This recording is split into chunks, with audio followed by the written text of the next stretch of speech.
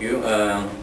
So sa mention kagina about kay Peter, ako gagrigid ko na si Peter, naging leader siya. Gingaan sa sanda ko nga yabi at responsibilidad sa Diyos nga mag-lead sa simbahan. But gusto ko lang i-clarify nga sa akon, ang ako nanda nga stand is I don't believe na si Peter na-mention sa Bible nga siya ang pinaka-pope o pinaka-key leader.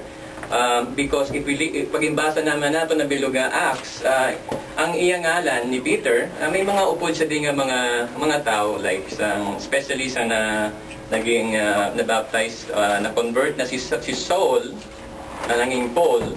And he will always go together ni Paul and Barnabas, Peter and Barnabas, Peter and Timothy. So may mga liderato ang simbahan sa Book of Acts nga hindi lang, although na si Peter ang una nga nag-abre, nga nagwali, kaya mo to ang prophecy ni Jesus that siya yung mangin yabi.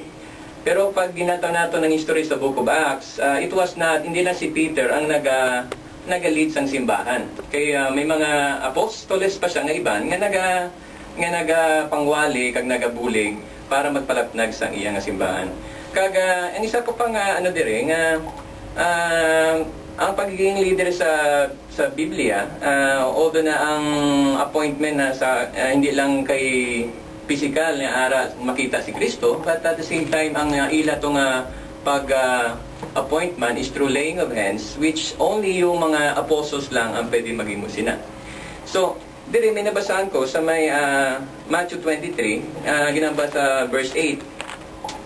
Ginamba ni Jesus dire nga ginadilian niya o ginasaway niya yung mga tao dire sa pagtawag sang mga ngalan, especially pag-abot sa mga leader. Dire ginamba sa verse 5.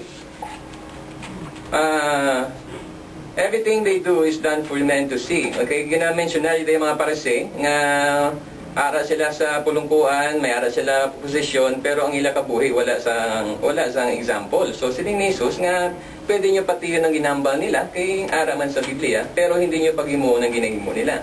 So verse 5, everything they do is done for men to see. They make their phylacteries wide and the tassels on their garments long. They love the place of honor at banquets and the most important seats in the synagogues. They love to be greeted in the marketplaces and to have men call them rabbi.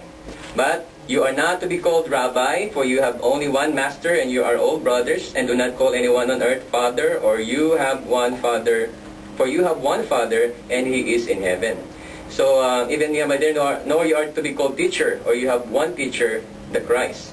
So dire even sa pagtawag naton sa mga ngalan sa mga tao, like sa Pope, ginapatihan naton na sometimes natawag naton aton mga ako